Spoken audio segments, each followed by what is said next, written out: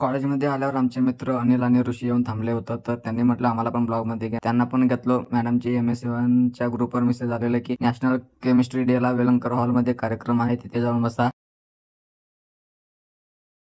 आणि बसलो ऐकत. काही मुलं मोबाईल बघत होते तर काही जण ऐकत होते. मी पाठीमागे बसून व्हिडिओ करत होतो. कार्यक्रमाला मुले कमी आणि मुली जास्त होती. 2 तास झालं तरी कार्यक्रम संपतच नव्हता. बोरिंग वाटत होतं. मग काय करणार, कार्यक्रम संपूपर्यंत बसायचं होतं. नंतर बाहेर आल्यावर आणखी एक मित्र श्याम भेटला. त्याला डिपार्टमेंटला घेऊन चाललो. मी आणि शुभ्या पुढे गेलो. बाकी तिथं थोडा वेळ बसलो.